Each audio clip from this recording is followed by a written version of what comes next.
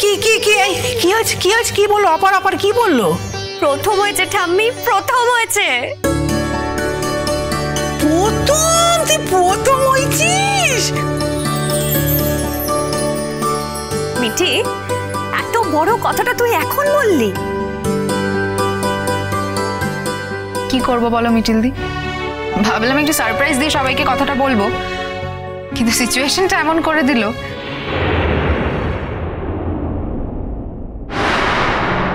শোনো বর্ষা, কয়েকদিনের জন্য তোমাদের বাড়িতে গিয়ে আমি থাকতে পারি কি? সে কি কথা? মানে তোমার নিজের বাড়ি থাকতে তুমি হঠাৎ শ্বশুর বাড়িতে গিয়ে থাকবে কেন? কোথায় আমার নিজের বাড়ি? কোনটা আমার নিজের বাড়ি? শুনছো না কি বলছে ওরা? এটা আমার নিজের বাড়ি না। রুদ্র, এই বাড়িতেই তো তুমি ছোট থেকে বড় হয়েছো, এখানেই তো অনেকগুলো দিন থেকেছো, বলো মানে ছোট থেকে তো তুমি এই বাড়িতেই থেকেছো, তাহলে এটা তো তোমারই বাড়ি। আমরা যেখানে থেকে বড় হয়ে যেখানে বসবাস করি সেটাই তো আমাদের বাড়ি হয়ে যায়, তাই না? এতগুলো দিন তুমি এই বাড়িতে থাকলে আর এখন বলছো এটা আমার বাড়ি নয়, এটা হয় কখনো? মানছি যে হাতে কলমে এটা নতুন কাকুরি বাড়ি, কিন্তু তোমরা এতগুলো দিন এখানে থেকেছো, তাহলে এই বাড়ির ওপর তো তোমাদের অধিকার আছে, এটা তোমারই বাড়ি, তোমারই বাড়ি। আচ্ছা ঠিক আছে ঠিক আছে, আমি তোমার বাবার সঙ্গে কথা বলছি। কেন, আমরা তো তোমাকে চলে যেতে বলিনি, তাহলে হঠাৎ এ কথা উঠছে কেন? মানে তুই শ্বশুর বাড়িতে গিয়ে থাকবি, ভালো থাকবি, ভালো লাগবে তোর সেটা? আমি অবশ্য কিছু বলবো না, কে আবার কি বলে অপমান করবে জানি না তো। অপমান করলেও এ কথাখানা তো সত্যি, যে মাথা নিচু করে, বেকার ছেলে মাথা নিচু করে শ্বশুর বাড়িতে গিয়ে থাকলে শ্বশুরের কাছে দাম পাবে? পাবে না তো।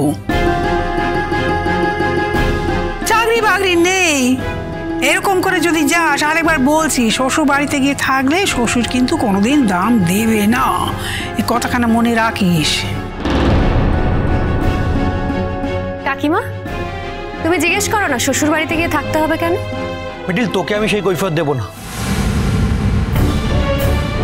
আমি তো জানতে চাইছি না, আমি তোমার মায়ের কথা বলছি।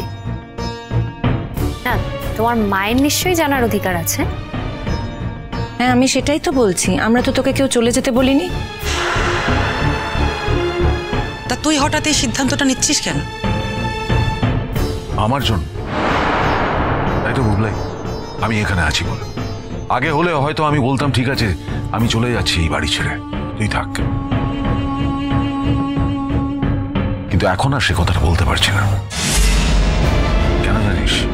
শুধুমাত্র এই বাড়িটা আমি পয়সা দিয়ে কিনেছি বলে নয়, কারণ আজকে যদি আমি এই কথাটা বলি তাহলে অন্যায়কে, যে অন্যায়টা তুই করে চলেছিস দিনের পর দিন, সেই অন্যায়কে প্রশ্রয় দেওয়া হবে, সেটা আমি এলাও করতে পারবো না।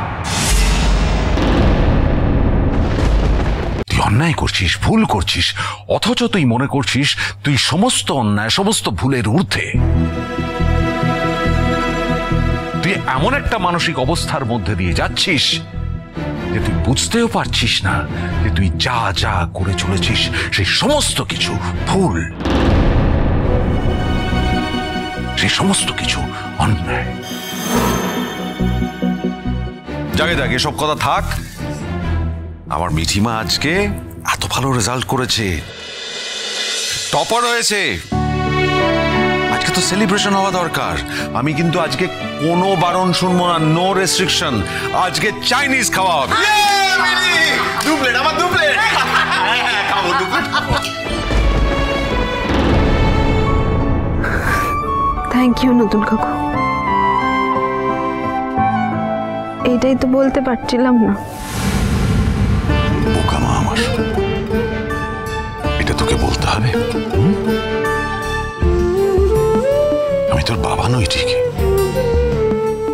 কিন্তু সেই ছোট থেকে তোকে আমি বুকে করে মানুষ করেছি রে। তোর কি ভালো লাগে সেটা তো আমি জানি, এটা তো বলার প্রয়োজন নেই।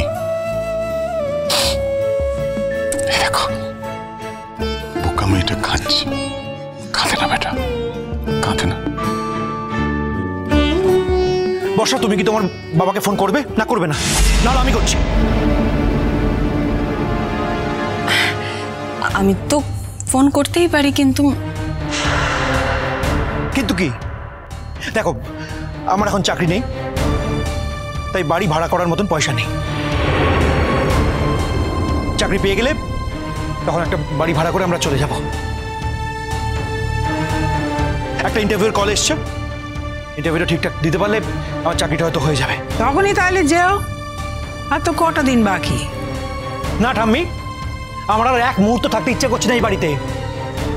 কেন বল? আমার জন্য তো, খুলে বল না। হ্যাঁ নতুন কাকু, তোমার জন্য।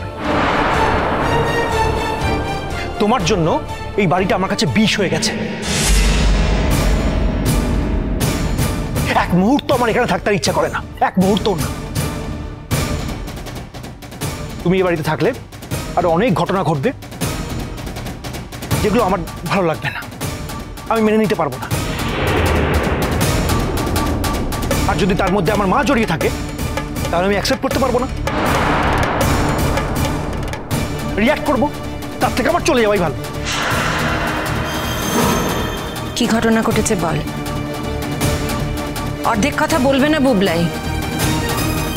নতুন কাকু থাকলে কি ঘটনা ঘটে সেটা বল। সব সময় তুমি নতুন কাকুর পিছন পিছন ঘুরছো।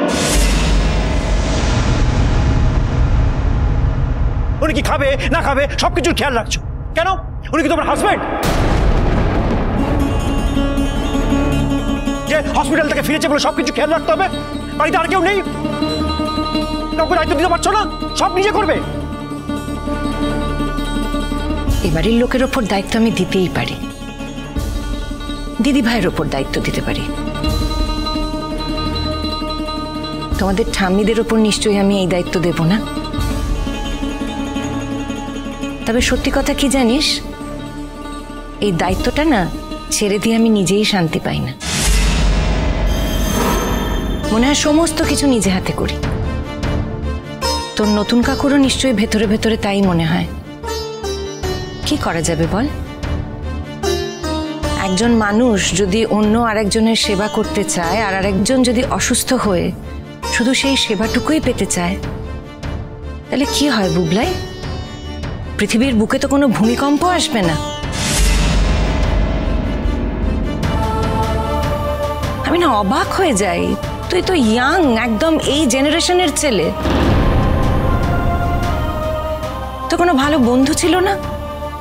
একবার ভেবে দেখ তো, বন্ধুর জন্য আরেকজন বন্ধু কি কি করতে পারে। আমার যদি কোনোদিনও অসুবিধা হয়, দিদিভাই নিশ্চয়ই করে দেবে। আর আমি জানি তোমাদের নতুন কাকু সহজভাবেই নেবে ব্যাপারটা। কিন্তু আমার ওপরে তোমাদের নতুন কাকুর যা জোর, কিংবা তোমার নতুন কাকুর ওপর আমার যা জোর, সেটা তো অন্যদের ওপর নাও থাকতে পারে। তোমার লজ্জা করে না এই কথাগুলো বলতে?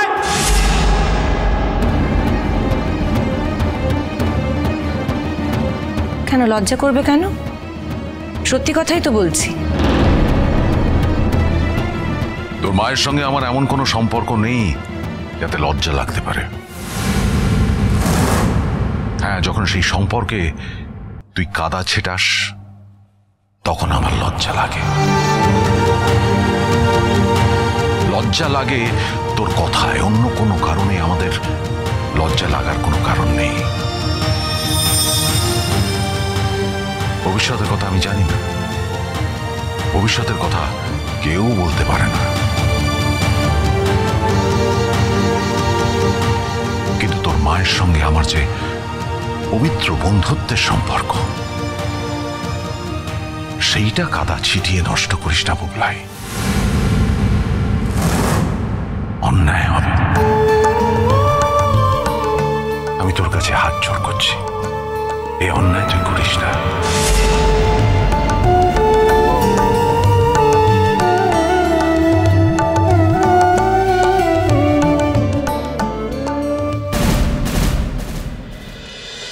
চিরসখা হে